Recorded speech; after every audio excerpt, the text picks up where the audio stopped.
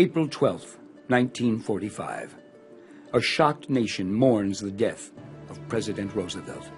Only months before the end of the war, Vice President Harry S. Truman becomes President of the United States. July 26th, 1945.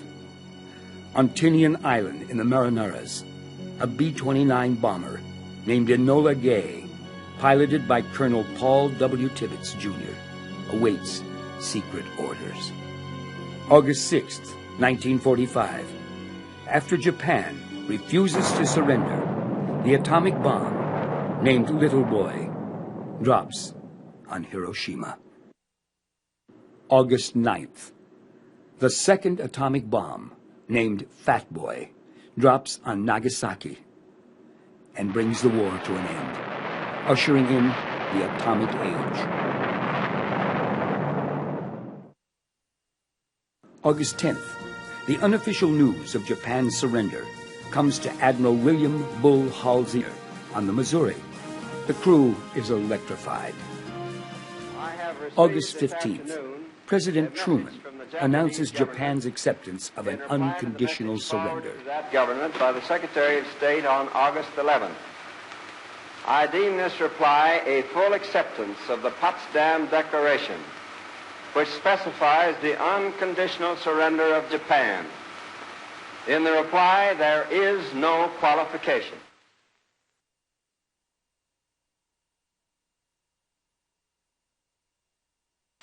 In late August, preparations were made for the formal surrender ceremony.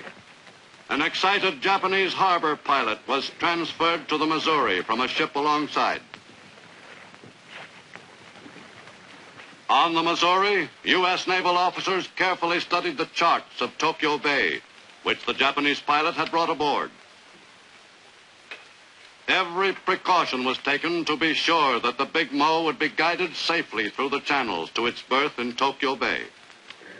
On the U.S. battleship Missouri in Tokyo Bay, a Japanese delegation arrived early on the morning of September 2nd, 1945, to make the unconditional surrender official. The Japanese contingent faced an impressive array of Allied officers. The ceremonies were directed by the new Supreme Commander of the Allied forces in Japan, General MacArthur, who took a firm attitude toward the conquered people. It is my earnest hope, and indeed the hope of all mankind, that from this solemn occasion a better world shall emerge out of the blood and carnage of the past. A world founded upon faith and understanding. A world dedicated to the dignity of man and the fulfillment of his most cherished wish for freedom, tolerance, and justice.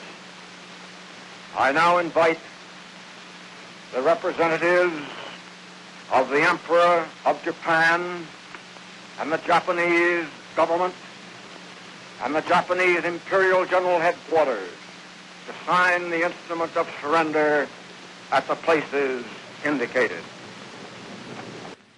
Representing the Emperor at the proceedings which concluded the costliest war in world history was Japanese Foreign Minister Mamoru Shigemitsu, who formally surrendered for his country, thus committing Japan to accept the Potsdam Declaration, calling for the complete disarmament and surrender of all military forces. A few hundred U.S. servicemen witnessed the climax of 4 years of war in the Pacific. That war ended officially at 8 minutes past 9 a.m. on September 2nd, 1945. Let us pray that peace be now restored to the world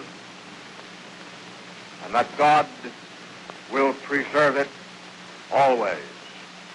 These proceedings are closed. The Japanese have accepted our terms fully. This, ladies and gentlemen, is the end of the Second World War. Pandemonium broke loose here 2 hours ago. Fire firecrackers are all over. You can hear them now, I know, across the street. We're right out here on the corner where the police have tried to break up this mass of humanity. About 6 or 7 girls walking around here, just walking up to every man they saw, every civilian and every Navy man and every Army man, and just kissing them just as much as they could.